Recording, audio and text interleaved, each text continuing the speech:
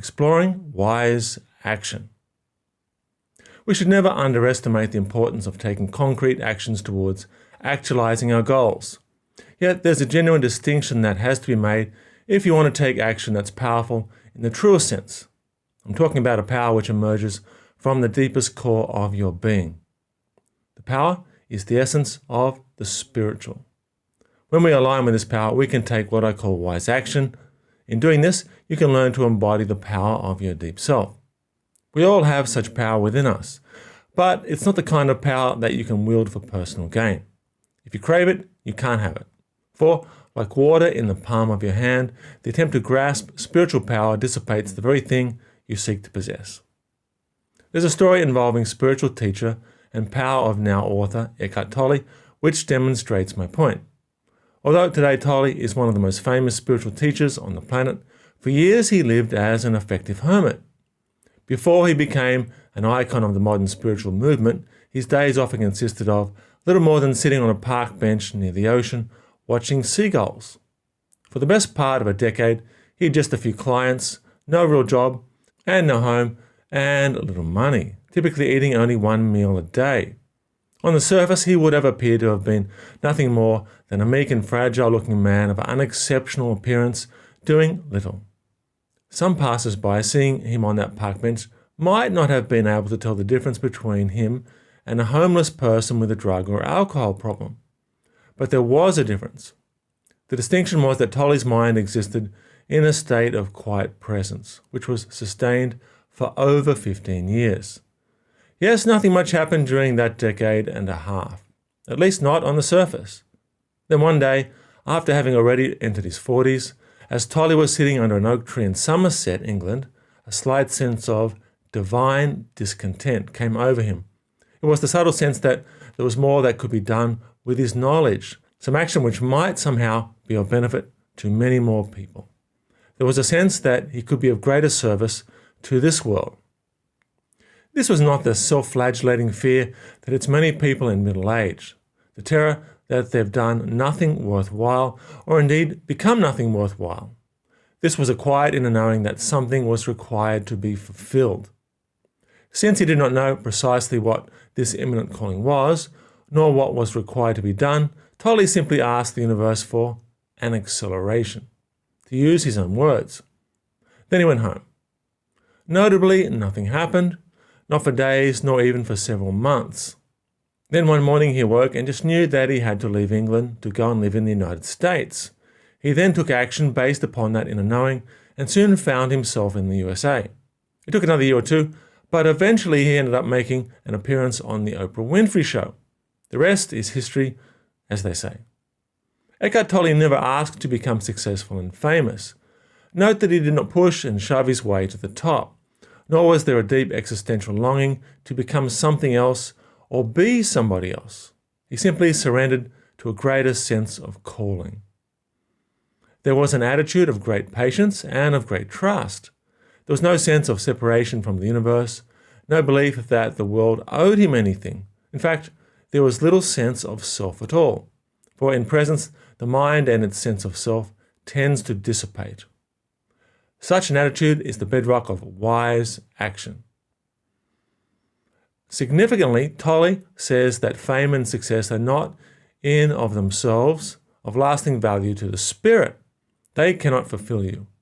Fulfillment must come in embracing life, which is only ever found in the present moment. Like me, Tolle does not believe that we can directly control the world with our thoughts. And like me, he does believe that the universe tends to reflect back to us our inner states. True abundance cannot be found from beyond us, only in embracing the now with thankfulness. When we're truly present, wanton desire vanishes and there arises a spontaneous expression of gratitude and love. This is actually the true state of the human being, as opposed to the human doing or the human becoming. I found that in such a state of perfect presence, there are but 5 words that tend to repeat themselves over and over. Thank you, I love you. Now that's what I call true prosperity, true abundance. To control or not to control? Most people would agree that if you are a powerful individual in today's society, you have the ability to control things, at least more so than someone who's not so powerful. I agree in general that being able to have a high degree of control over a situation or outcome is a significant part of worldly power. Yet there's a point where the power to control things becomes unattractive.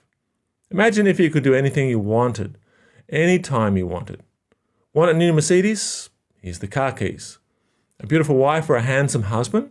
Take this one from beautifulpartner.com. Want a body like a buff or sexy movie star? Let me introduce you to this plastic surgeon, and a curvaceous figure or a classic V-taper is yours today. Want to be the president? Well, here's the door code to the presidential office. Go ahead, take it. It's all yours. If we could have anything we wanted without any kind of effort, struggle, or resistance, receiving those things would lose much of its attraction. It's often because some things are difficult to achieve and take much time and effort that they grant us satisfaction. This is the slow dopamine burn that neuroscientist Andrew Huberman talks about. You can get quick dopamine hits by scrolling your phone. The effect can be addictive, but it's ultimately shallow and unsatisfying. However, when we achieve something substantial, we receive a much more sustained cognitive reward.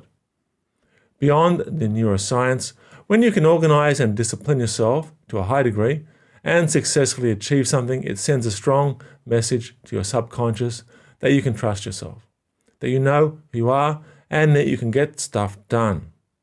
The long-term payoff is that the next time you set out to achieve something, your level of self-belief will be so much greater than if you'd failed to do any of that. What do you think would be more satisfying and empowering? Studying and researching for years to gain a PhD, or gaining an honorary doctorate?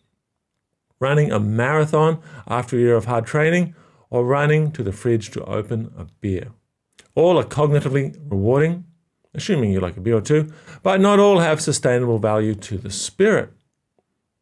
Hello, Marcus T. Anthony here. If you're interested in the kinds of ideas you've encountered here, you'll love my new online Power and Presence course. The course purpose is to enable you to establish your unique, authentic self, what I call your deep self, and to live a life that truly reflects your highest potential, not what somebody else has told you what you should be.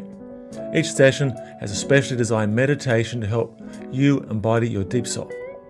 In the Power and Presence online course, you'll learn how to stand in the power of your deep self, how to develop embodied presence, making it impossible for others to distract you from your desired future, how to intuitively set your most important life goals and develop the wise actions to achieve them, how to develop digital wisdom, the unshakable capacity to know yourself deeply and master our minds in the age of AI.